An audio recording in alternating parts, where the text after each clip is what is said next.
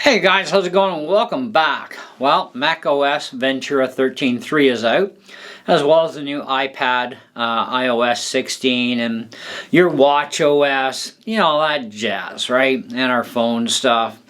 So, I'm not going to sit here and go through all the nitty-gritties, and there's other channels that are going through all that stuff of all the little intricate things that are on the list, right? What I do want to talk to you about, though, is some of the things that I found with 13.3. First of all, I have noticed an increase in speed on our Thunderbolt ports. So even with Type-C drives, you should find that your Type-C drives are actually going to run a little bit faster now. And they're going to stay a little bit more stable, too, with each time it reads and writes. For your disk speed test program, I use Blackmagic. Pretty much every Mac user does. So that's one thing I've definitely noticed there that's been a benefit. I've also noticed when it comes to how RAM is being handled, even after quitting programs, it is still holding on and retaining some of that RAM that it should let go. So it does have some memory issues that need to be resolved here. On an initial boot of the computer, just to the desktop, if you let it sit for about 5 minutes with Activity Monitor running, you should only be actually chewing about 4.47 gigabytes or 4 3/4 gigabytes of RAM, just shy of 5 gigs. Of course, you know, that doesn't leave you a lot of RAM left over if you only have 8 gigs of RAM in your Mac. So if you can upgrade your Mac's RAM, do so. If you have a Mac you can't, well, you're kind of yanked. You're going to have to put up with it. But that's just how things go. That or buy a new computer with more RAM in it already. Anyhow, so I have a Mac Mini M1 that has 16 gigabytes of RAM and a half a terabyte SSD. Now, that's another thing I've noticed has been a increase in speed.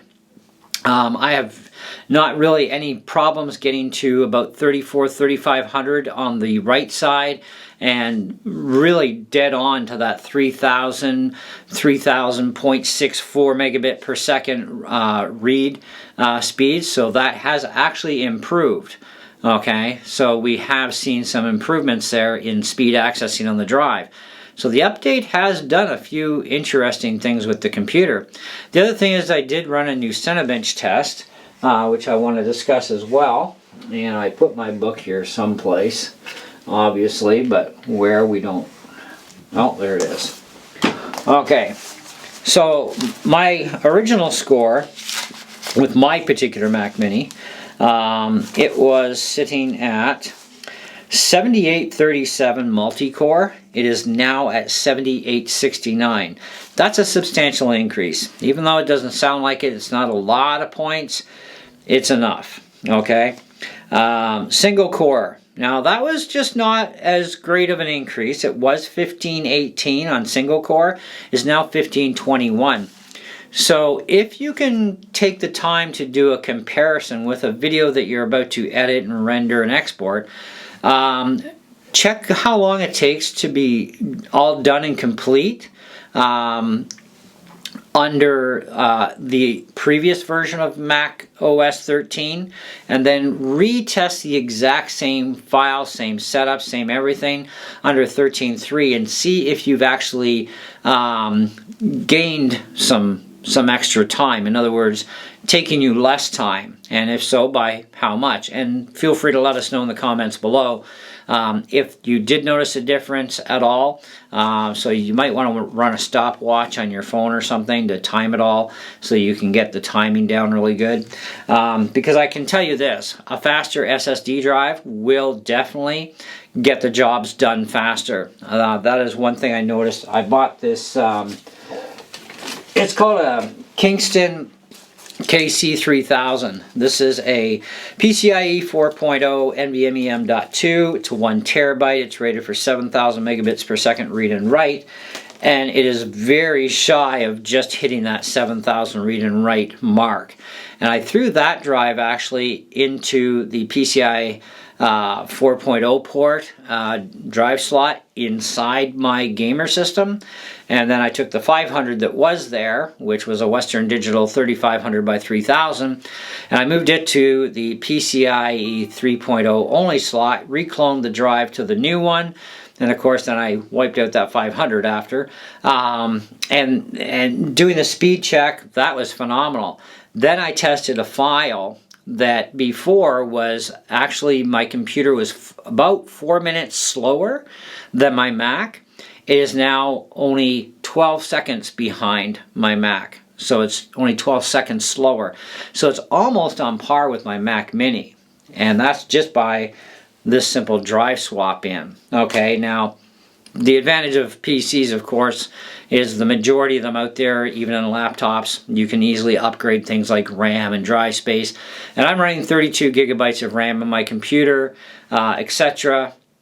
and in my laptop. So it's twice the RAM of this thing, and it was before about 4 minutes slower than my Mac. Now it's only 12 seconds. So even this bit of an increase we see on our internal drive should be a little bit quicker, which means it's going to put my PC a little bit slower again. You know, I might be a minute behind now all of a sudden, just because I gained a little bit of extra SSD. See, the thing is, I don't edit videos on external drives. I edit them on my internal, okay? And so I have a 0.5 terabyte inside my Mac, and I do all my editing internal, so I have the fastest possible drive without having to put out a lot of extra money for like a Thunderbolt drive, for example, okay? And even Thunderbolt drives, they're never going to see these kind of speeds anytime in the next little while, you know what I mean? These are going to work best internal in computers, not externally. Unfortunately, though, with M1s, especially M2s, M3s, we can't upgrade the internal storage other than to order more storage from Apple. That doesn't necessarily mean we're always going to get a faster drive. But some of those drives, when you go beyond the base configuration, will actually be a lot faster than what would come with a base machine, right? So that we have definitely seen that the bigger drive does equate to actual more speed as well. But of course, in this case, I haven't done any of that. Now, my external drives, here's where I found something that you might be very interested in. That is with the disk utility program we use on the Mac for formatting drives. Now we can do, you know, FAT, exFAT, we can do APFS, etc., right? We all know this. So my 500 gig external drive, which is in a Sabrent Type-C case, wasn't quite pulling 800s. And now it's capable of pulling 840s, 850s, along with, now so is, my 3500 by 3000 Western Digital that's also in the same Sabrent case. I got two cases, okay? They're just Type-C. But now they're pulling 850s, where previously they were, you know, like 800, 769s, that sort of thing. I might have snuck to about 810, 812 here and there. But now I'm consistently seeing speeds 830s, 840s, 850s consistently, just by allowing the test to keep looping as before, but now I'm seeing much faster speeds. Now, I do see the faster speed more stable under APFS formatting, okay? exFAT is taking almost 4 times longer to format a drive, even for a 0.5 terabyte. It's taking almost 4 times longer to format it under exFAT. And it's taken about twice as long to format it under APFS. So there's definitely something that Apple obviously did not update for 13.3, which was our disk utility program. They need to update that. Okay, but they also got to figure out what's going on with the memory here, because it's not releasing all the RAM or even a majority of the RAM. Like if your program used 10 gigs of RAM, it's going to release all of that except for maybe, I don't know, a few megs, okay, worth of RAM. But it's gonna stockpile, because even right now, under my activity monitor, just let this thing sit for a minute, Now, like I said, on a fresh boot right to the desktop with activity monitor, after about 5 minutes of sitting, this computer is not chewing up more than about 4.74, 4.75 gigs of RAM. Even just this long sitting here, I was running the disk speed utility program, and I ran my program to track my internet speed. That was it. And memory in use right now is currently at 6 gigs or 6.04 gigabytes. So again, if you have a Mac with 8 gigs of RAM, this is going to suck, okay? Because that only leaves you a little over a gigabyte plus of RAM left over to do anything with, and most of our programs that a lot of us do use are definitely using a couple of gigs of RAM.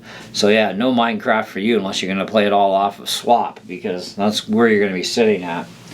So either way, with 16 gigs of RAM, you're still pretty safe right now on a Mac with 16 gigs for doing pretty much anything.